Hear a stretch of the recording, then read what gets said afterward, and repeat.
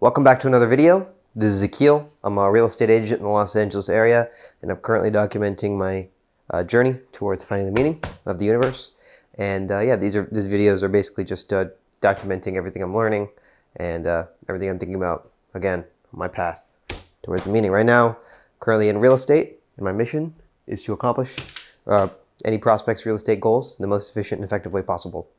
So the first topic we're going to talk about today is cold calling, some follow-ups, like what I'm doing, like in follow-ups, lease, some of the current leases that I have, why I'm posting a little bit less. I have a land listing that I recently listed literally one day after I made the last video. I'm going to talk about stocks, reading Charlie Munger's book, distractions and how I need to stay focused, and how habit is everything. So let's get on to the video. So first things first, cold calling. So I closed, I think, a couple more leases. I think one lease, maybe two leases since the last video. I'm not 100% sure. I can't remember the exact count of leases that I closed from the last one. But yeah, I closed one, and then one of the leases expired. And I can kind of just go over real quick what happened. So what basically happened was this lease was one in Echo Park.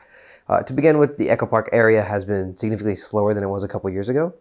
So right now, it's just requiring significantly more price reductions in order to get to, in order to get market activity in the leases. By that I mean, so basically, in the Echo Park area, there's just a lot more listings available, and people are willing to not pay as much as they were a couple years ago. So basically, even though we're listing it at a fairly reasonable price for what was a couple years ago, it's just it's not there.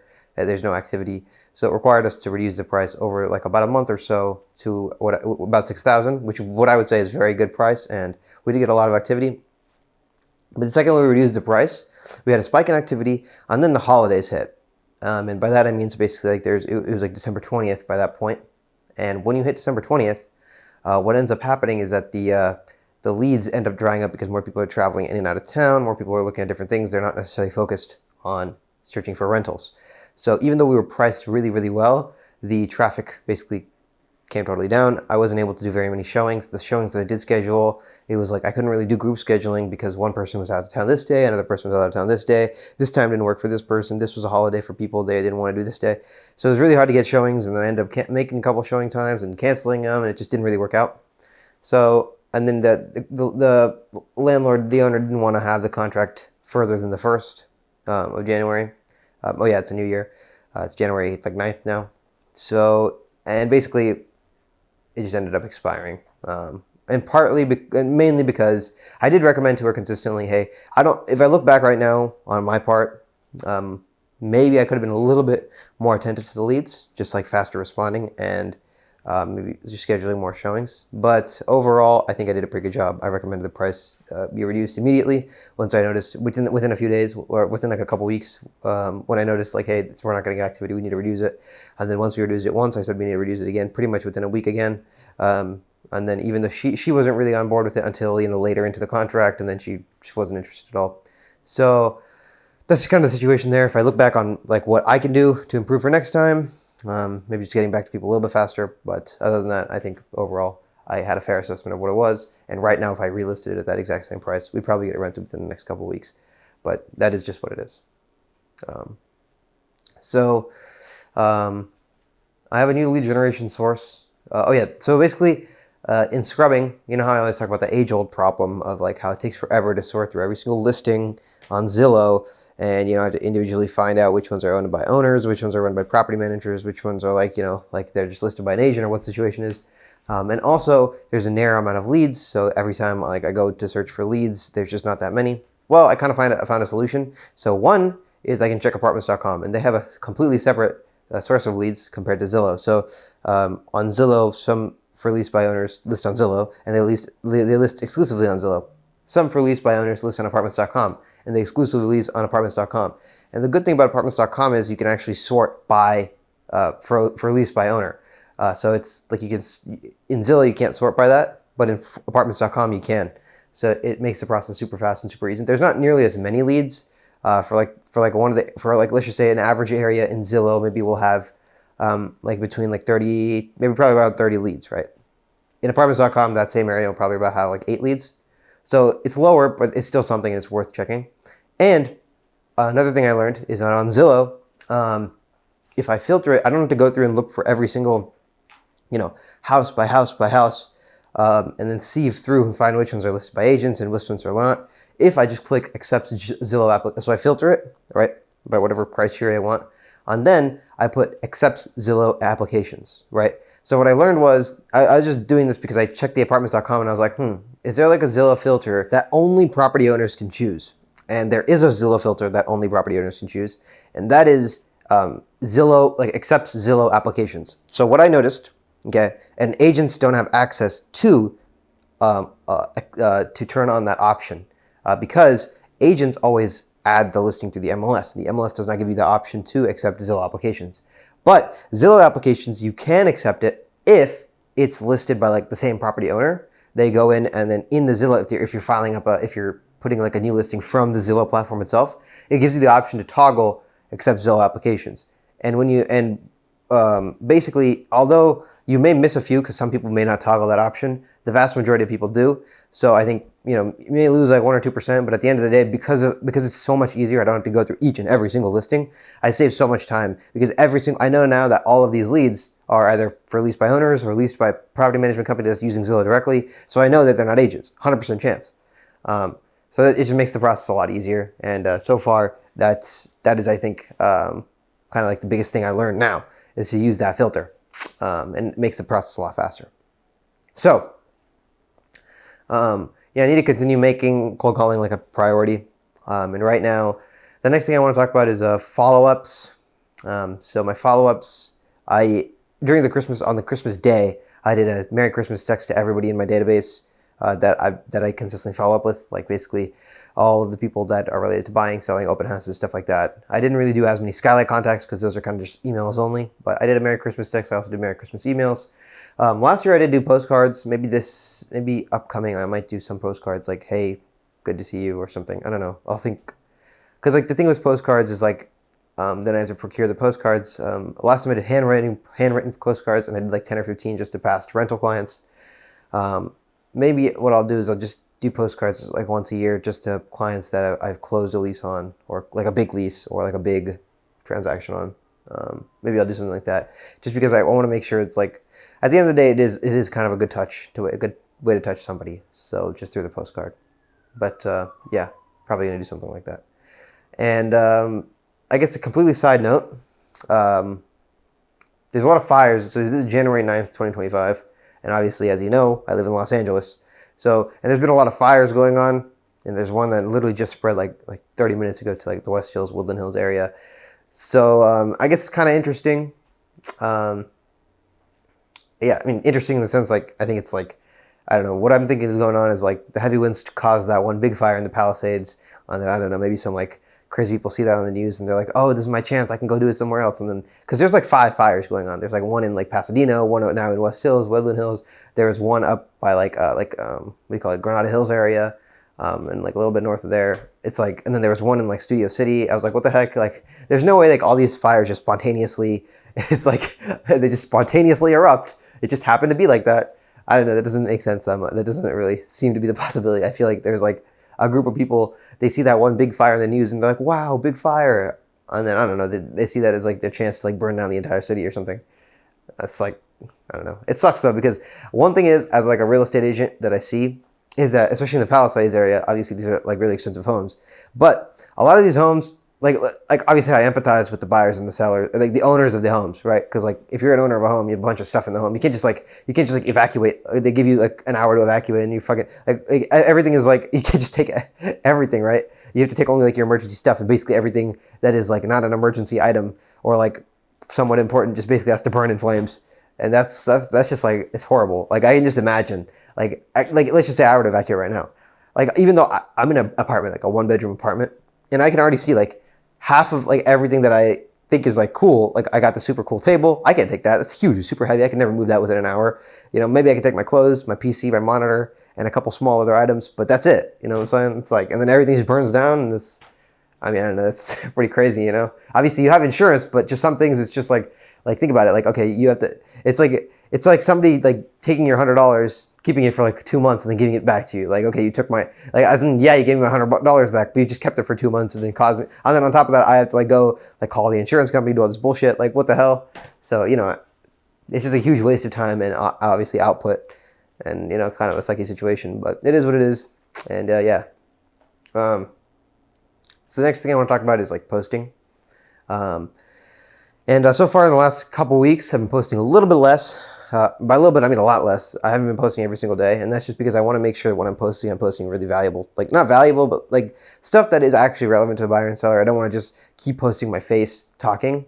I want to also be posting like properties that I'm listing, you know, some other stuff, just like relevant to buyers and sellers, maybe market information, Happy New Year, whatever. I just want to make sure I'm posting things that are not just like the same repetitive content over and over again that just dumbs down the, like, it just like makes it so that my entire page is just me talking. I don't want that. I want to be known as like a real estate agent, not just like a talking head, right? And a real estate agent has to have real estate on their page, not just freaking talking. So I want to make sure that everything I'm posting is like obviously like a walk tour. I want to have a good mix, and sometimes it's a little bit hard if I'm not doing a lot of tours and stuff. So I'm just holding off on posting, focusing on other things. But yeah, I need to continue doing more. I'm trying to post at least once every other day or something. And I want to make sure every single post is valuable. I don't want to just be posting a ton of just me talking, which has been what I've been doing in the past, and it just doesn't line up with what I want from the page. Right now, I currently have 2 leases. So I have one that I just listed for $8,500. This is in Sherman Oaks. It's a bigger property. This person's looking to lease for like 6 to 12 months, ideally, like lease it out, and then he's going to do a full gut renovation. And maybe he'll sell it. Maybe he'll lease it again for a lease. But currently, that's his plan. And then I have another lease right now in Woodland Hills. I think I listed it right after I made the video or right before I made the videos. I may have talked about it last video, but I have another one in Woodland Hills around 5,000 that I listed. And obviously I had that one on Scott that I ended up expiring. And then I have a land listing. I'm not sure if I referenced this at all at any point, but basically the land listing is just a piece of land that's my team lead had a lead who was trying to list their land. She referred them to me. I listed up their land. It's a 10% commission, which is great, and it sounds awesome, and it's about $500,000, but I don't think the land will ever sell. If you look at land listings in like all over LA, they normally take years to sell, like years, like 800, 900 days, which is crazy long. And they're normally like price reduction after price reduction after price reduction. And after looking at the comps and looking at I spoke to the next door neighbor who was potentially interested in buying it, and he just told me a history about the land and what it's actually worth in his eyes. And, just looking at the facts, I feel like currently 500,000 is quite a bit high. Basically, the situation is like these guys who currently own the land, they were like doing hard money loans to somebody who was going to build on the land, and that person who originally bought that land to build on ended up going bankrupt basically, so they had to foreclose on him. Now they own this piece of land, but they're listing it just to recoup what they've spent, but what they're learning is like it's actually not worth that because it's just the land, it's a slope. It's like a sloped land. It's only 5,000 square foot, and though it's in a good location, it's really hard to get materials to build to and from that location because it's a very small lane. It's like you can imagine like a 1-car lane, windy hills up to the part, and then where do you put it? Because the place is a slope, so where do you now put your construction equipment to do the stuff? You have to put it in the middle of the street, or you have to like figure out a way to put it somewhere where it's like off the street or something, because if it's a sloped property and there's only a 1-lane thing, you can't just block traffic. So it's logistically going to be a nightmare for anybody to build on it. So that's also going to have to factor into the price. And yeah, just kind of lots in that area. Obviously, I'm not selling for that high. And there's clearly no demand because I listed it. It's been almost 2-3 weeks now. 0 calls, 0 texts, 0 activities at all. So I'm not trying to be pessimistic. I'm obviously optimistic. I think we can get it sold, but I think it's going to require either better pricing, or we're going to have to negotiate with that one person next door neighbor. He was looking to lowball it, basically, I can tell. And I think there has to be a way to make a deal. But yeah, let's see what happens. All right, the next thing is open houses. So I'm obviously, like I said in the last video, I have been putting more effort into open houses. I've been trying to hold open houses as much as possible. And right now I've been holding, just as many open houses as possible. I held 2 last week, 2 separate houses. I held ones, a couple weeks prior to that. So yeah, and yeah, again, just texting agents works freaking crazy well. It's like every time I text agents, even if it's just a few, I happen to get an open house. So yeah, it just works, it just works. yeah, I'm just trying to hold as many as possible. And I know open houses are really great to meet potential clients, meet buyers, even sellers too.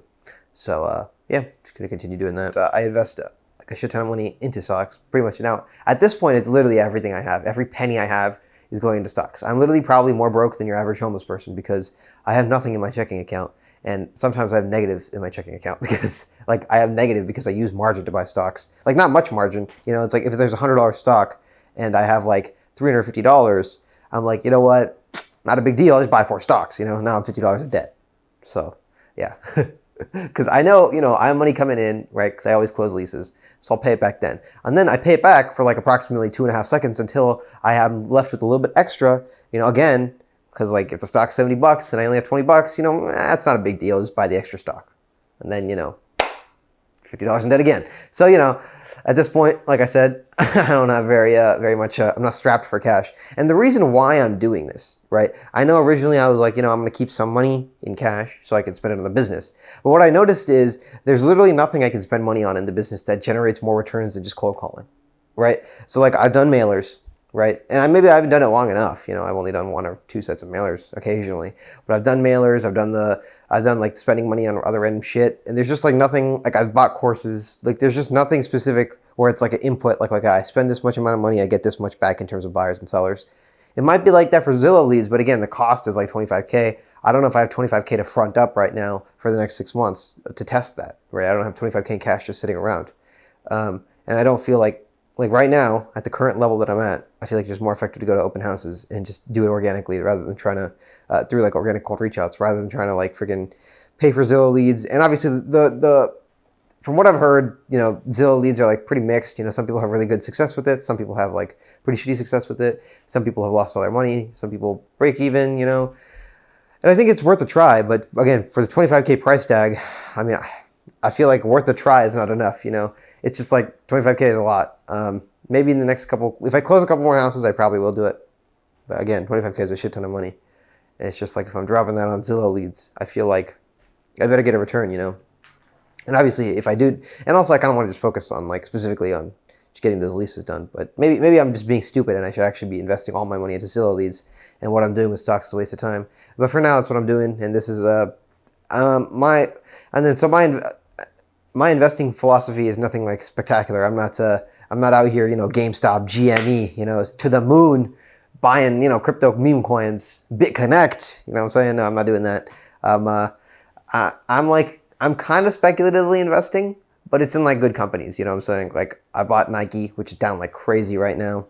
It used to be at like 170 basically, or like 150. Now it's like at 72. And I mean, I see like there's like people are feeling super pessimistic about the stock. So I bought like 10 grand worth of Nike.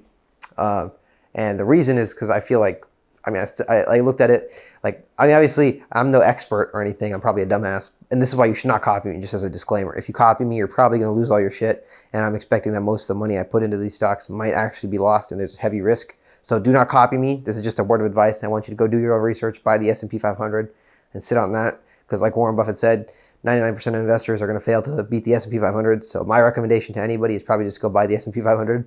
But for me, you know, I need to find the meaning, you know. S&P 500 is S and slow 500. Slow and poor 500, okay? I don't need no slow and poor. Okay, I can just put myself in Wealthfront. It's basically the same shit. 5% a month or 5% a year. You know what I'm saying? Wealthfront is like the high yield savings account. Basically the same shit. Anyway, what I'm saying is, you know, Nike's a good company. It probably won't go out of business. Odds are in the next 5 years, stock will probably be higher than 72. That's my estimate. You know what I'm saying? I'm not a god, right? It might be 32 and it might be 0, you know, Nike might go bankrupt, but I doubt it. You know, it could happen, but, you know, I think statistically speaking, you know, the stock is really far down, but profits are pretty similar. In fact, increasing for the last few years. Revenues also increasing past few years. I mean, earnings per shares. I mean, it's like if you look at like the financials, it doesn't look like the company's like going to bankruptcy or some shit. It looks like the company's actually improving and doing better. And I know they had like a recent leadership change just literally a few months ago. They kicked out the old CEO and put in a new CEO who actually was at Nike for like 30 years. So I think, you know, this guy over the next 5 years should be able to make good decisions. Hopefully, you know, turn Nike around, make it into a great company. Another company, I think the biggest investment I have is in AMD. AMD is like AMD is a good stock. While I do prefer Intel in terms of chips, I use Intel on in my computer, personal computer. I think AMD is a great stock, and I think eventually they'll take up market share for and they have good revenues, good profits, and I think right now the stock's also significantly down from the highs. It's like, I think the stock's like around 120. The highs are around like 220, 240, something like that. So, let's see in the next 5 years. I put most of my money in that, like almost like 20 grand. So if I go broke, I go broke. And then I have a little bit invested in Intel. Intel's also crazy down. Used to be like a $70 stock. Right now it's like trading at $19.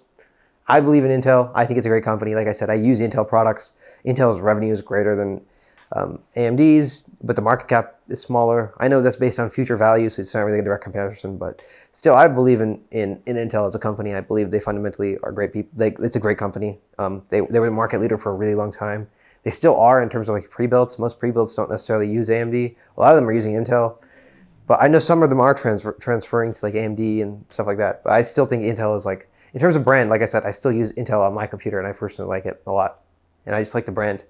And I don't have a shit ton of money invested in that, maybe like 5, 6K, something like that. But it's a decent amount of money. It's like maybe 5, 10K, I don't know. It's a decent amount of money. But, I believe in the next 5 years, it may go down to $10, but hey, that is what it is. I still believe that Intel's a great company. I think they also have a new leadership change. So I think in the long term, they should turn it around and hopefully, make something good out of it.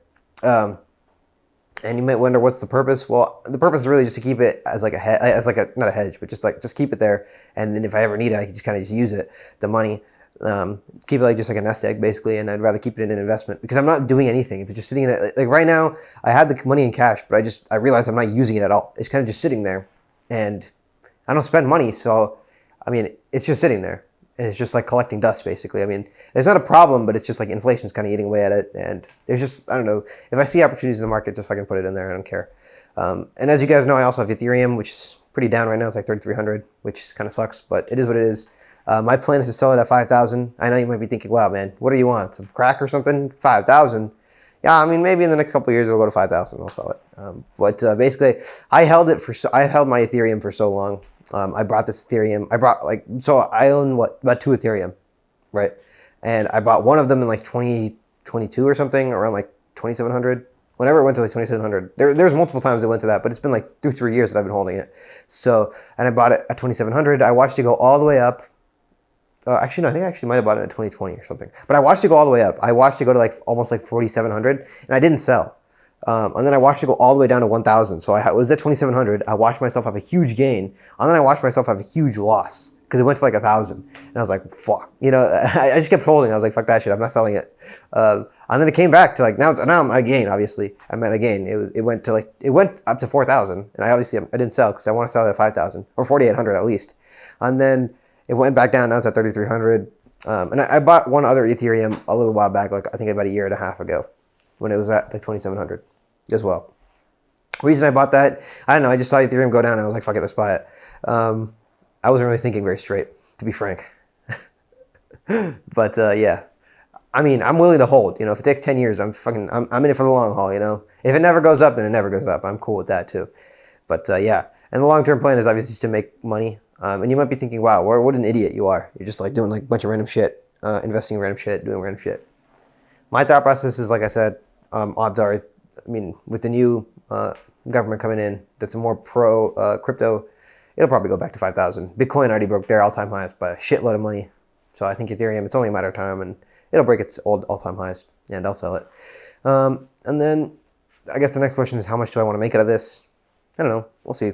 If everything just goes back to its all-time highs, I'll be freaking like making hella money. So, that's obviously like a heavy risk because it may not ever go back to its all-time highs. But, I believe they're good companies. AMD is a good company. It should probably at some point in the next 5 years go back to its all-time highs.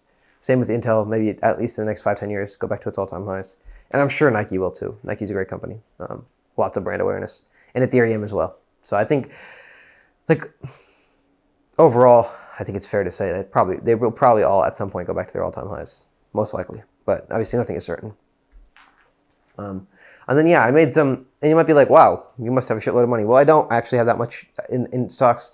The thing is, I actually bought a lot of Tesla. So like originally with all my money, I bought a lot of Tesla stock. And if you know what happened to Tesla stock, after Elon and Trump won the election, Tesla stock shot up to the freaking moon. So I made like a pretty decent sum of money. I think doubled or even maybe like 2.5x whatever I put in, which was like I think 3 or 4 grand. And I ended up making like a decent sum out. Like I didn't sell at 480. I probably should have, but I sold it like around like 450 or 430. So it was still a decent amount of gains. Obviously, it's not 480 gains, but I then sold it off. I was like, okay, the stock is so volatile that I have no idea like what's gonna happen next. So I was just like, fuck that shit. Let's sell it. Let's move on. Let's just take the win. And it's like, and if you look at like the like earnings per share, and if you look at it, just seems like the company is like all based. It's like it's all hype basically. It's like it feels like it could come crashing down at any moment, which it could. So I sold off those pretty decent price, I'd say, and then I just invested in stocks that are a little bit more stable.